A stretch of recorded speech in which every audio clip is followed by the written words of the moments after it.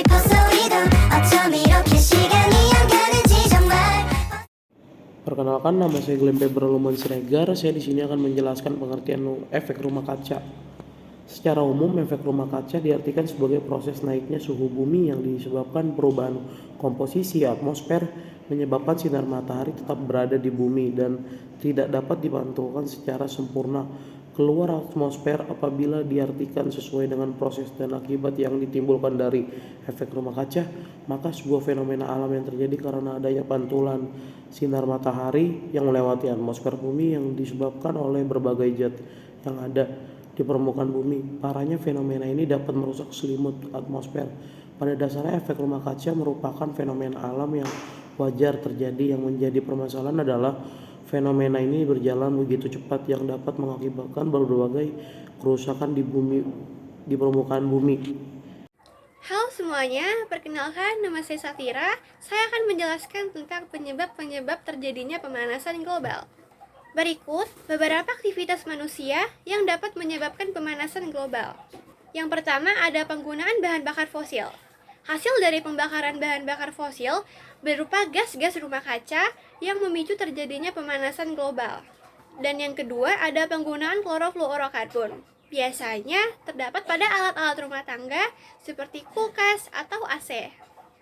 Yang ketiga ada kotoran ternak. Gas metana yang dihasilkan oleh kegiatan peternakan memiliki dampak yang lebih signifikan dibandingkan karbon dioksida yang dihasilkan dari pembakaran bahan bakar fosil.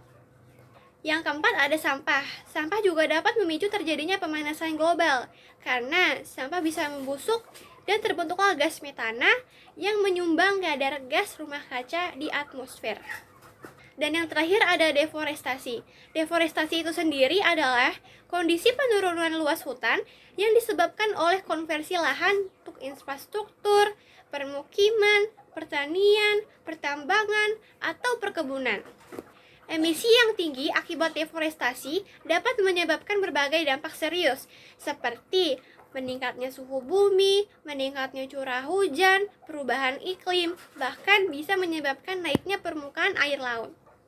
Di sini saya akan menjelaskan dampak efek rumah kaca. Yang pertama itu ada pemanasan global atau global warming.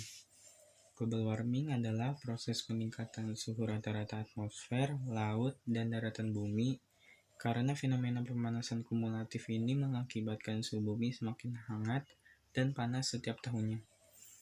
Yang kedua itu perubahan iklim yang drastis. Beberapa tempat yang biasanya cenderung hangat akan menjadi lembab karena jumlah air yang menguap di lautan semakin meningkat.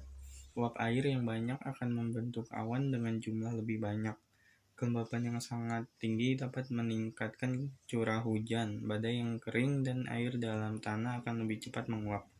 Yang ketiga itu virus dan bakteri berevolusi dengan cuaca yang drastis termasuk menjadi dampak efek rumah kaca yang timbul. Perubahan cuaca tersebut terdapat mengakibatkan penyakit yang berhubungan erat dengan panas, beberapa penyakit yang penyebarannya melalui air dan bahkan mengakibatkan kematian. Yang selanjutnya itu meningkatnya permukaan air laut. Semakin meningkatnya suhu bumi akibat pemanasan global, maka permukaan air laut setiap tahunnya akan meningkat. Perubahan ini disebabkan oleh pemanasan global yang erat kaitannya dengan efek rumah kaca yang mencairkan lapisan es di kutub. Selanjutnya adanya perubahan temperatur bumi yang semakin tinggi, menyebabkan perubahan iklim di berbagai daerah di dunia. Kegagalan panas secara besar-besaran akibat perubahan iklim yang drastis. Selanjutnya mencairnya glasier atau bongkahan es sehingga menyebabkan naiknya kadar air laut. Selanjutnya meningkatkan resiko kepunahan berbagai spesies makhluk hidup. Halo semuanya, saya Rizal Daulia. Di sini saya akan menjelaskan mengenai solusi dari efek rumah kaca. Nah, yang pertama ini ada mengurangi konsumsi daging dan menggantinya ke berbahan makanan hewan nabati. Kenapa kayak gitu? Teman-teman tahu nggak sih kalau misalnya ternyata semakin kita banyak mengkonsumsi hewan, semakin banyak juga kan hewannya. Nah, ternyata kotoran dari hewan tersebut itu bisa menyebabkan efek rumah kaca. Nah, yang kedua itu adalah dengan menanamkan hutan kembali atau reboisasi. Karena hutan merupakan fungsi vital bagi kelangsungan hidup manusia. Nah, yang ketiga adalah beralih penggunaan kendaraan pribadi ke kendaraan transportasi umum. Kenapa kayak gitu? Karena semakin banyak kita menggunakan alat transportasi pribadi, maka semakin banyak juga polusi udara yang dihasilkan. Nah, itu kenapa kita harus menguranginya atau menggantinya. Nah, yang selanjutnya adalah dengan menghemat energi. Banyak cara yang bisa kita lakukan. Selain itu juga di kegiatan sehari-hari ini juga bisa kita lakukan loh. Yang pertama, misalnya matikan lampu pada siang hari. Terus yang kedua, nggak boros air. Yang ketiga, menggunakan energi listrik jika sudah selesai dicabut atau dikurangi, dan yang lain-lainnya. Nah, yang selanjutnya nih ada mengurangi penggunaan plastik seperti sedotan plastik, air minum dalam kemasan plastik, dan kantong plastik. Kenapa sih kita harus menguranginya? Karena kan sampah itu susah diolah ya. Nah, semakin kita banyak menggunakan sampah, semakin juga banyak sampah di bumi ini. Nah, makanya itu kenapa kita harus menguranginya. Nah, yang selanjutnya adalah dengan melakukan pengelolaan sampah.